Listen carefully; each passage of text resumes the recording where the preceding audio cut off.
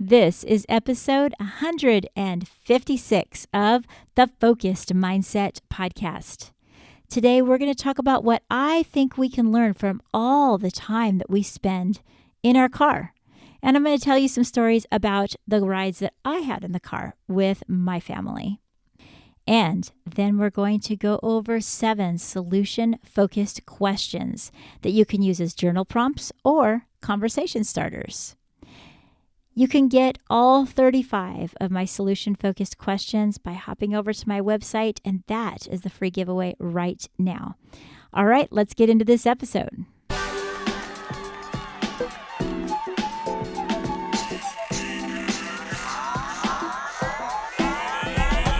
Welcome to the Focused Mindset Podcast. This is the one and only podcast where you can figure out how to sort out your life using the solution-focused approach. You may have heard about it in counseling, but guess what? You can have a mindset that's full of solutions rather than filled up with all of the problems that try and overwhelm us.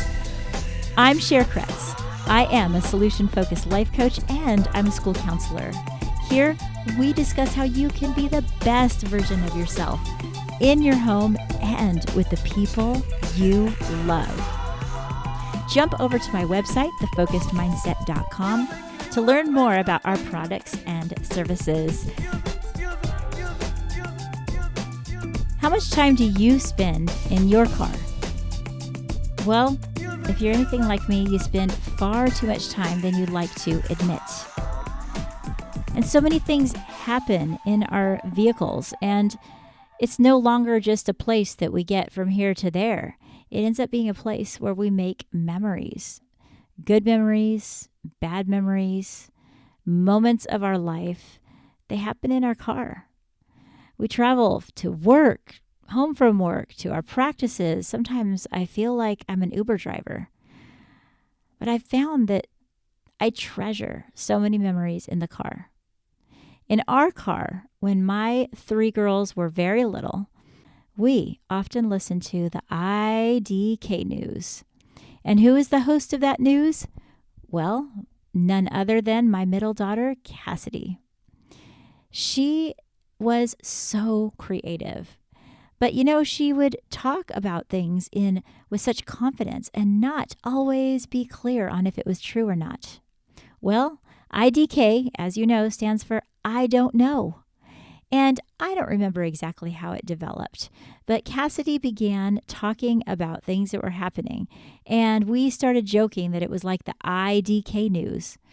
And she started creating her own little TV show. Now, if we had YouTube channels for kids back then, she probably would have had one.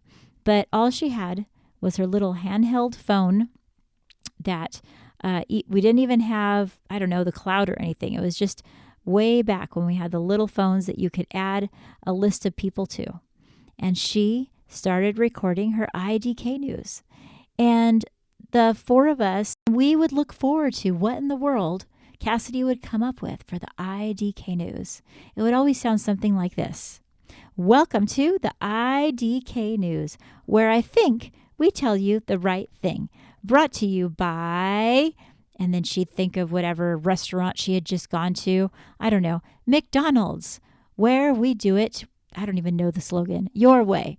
And then she'd head on into the news. And what was the news? Whatever she was looking at that time. She'd talk about the traffic that she was looking at outside. And she'd look outside and talk about the weather that she was seeing and predict if everyone should bring a jacket or if they might as well leave their sweater at home. It was fabulous.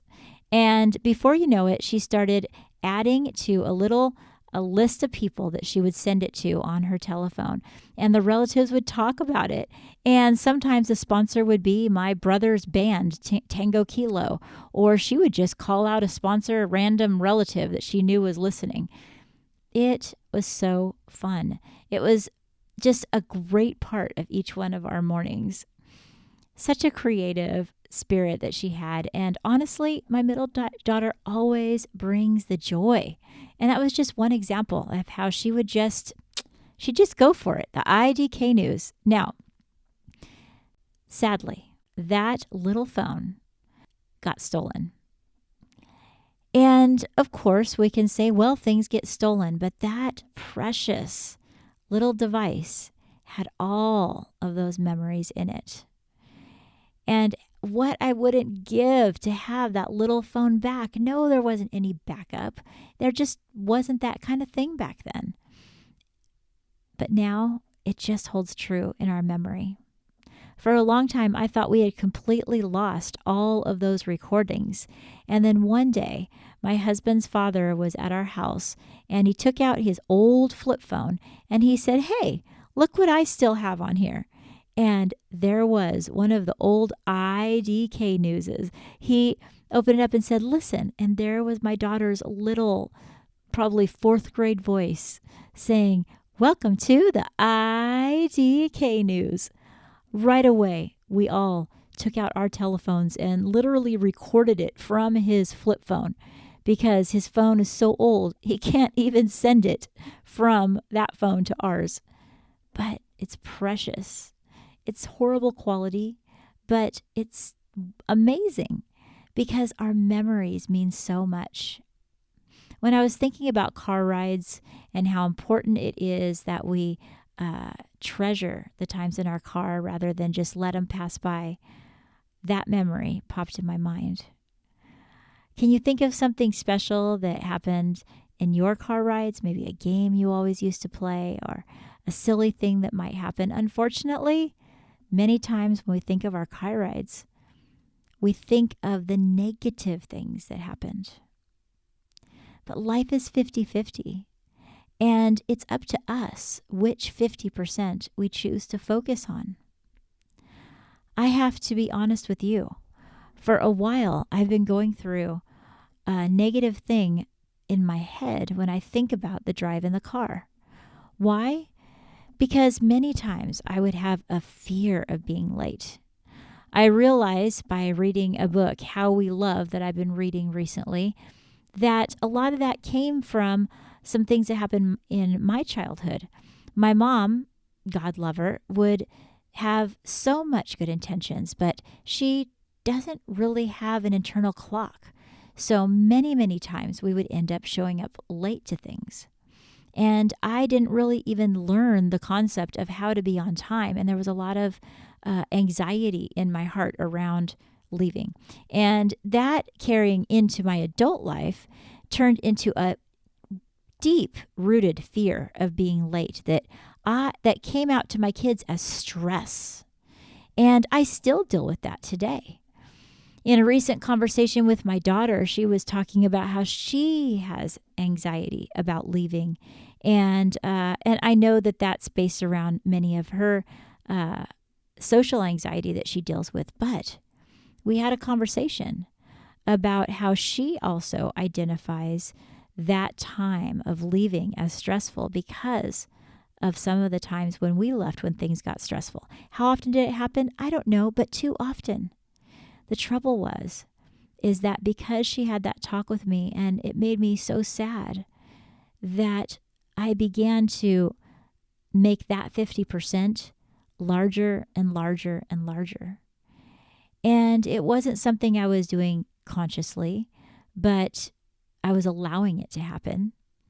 And finally, I don't remember what happened, but I remembered, what am I doing? I thought, if life is 50-50, what about the other moments?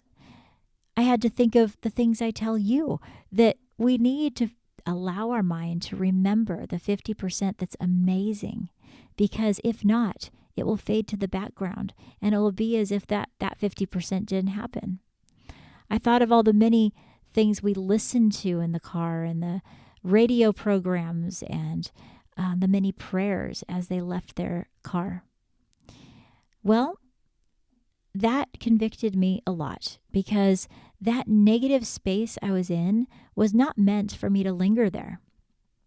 When we have memories of things that happened in our past that weren't so good, it's not meant for us just to push aside and pretend like they don't exist. But we need to acknowledge them, see if there's anything we need to do today about those things, consider why they're popping in our mind, how it can make us a better version of ourselves today, and then allow our mind to also remember that other 50%. I've robbed myself of that for a while. Then this memory of the IDK news came flowing through my mind. And another memory of that same darn telephone that got stolen. My middle daughter, again, like I said, she was the joy of our car rides. She would document all of the talking of my youngest daughter. As she learned to talk, every single word, every single phrase, every new sentence, she documented it in her phone and talked about it. I wish so much I had that phone. It's long gone. But I want to think about that, and I want to remember how it made me feel, and how I would just sit and listen and smile on the way to work. And I want to remember all the many stories that I hear when I pick them up from whatever they're doing and they just begin to get in a babble. Have you ever been like that, where the person you're with just starts talking? Happens a lot in the car, doesn't it?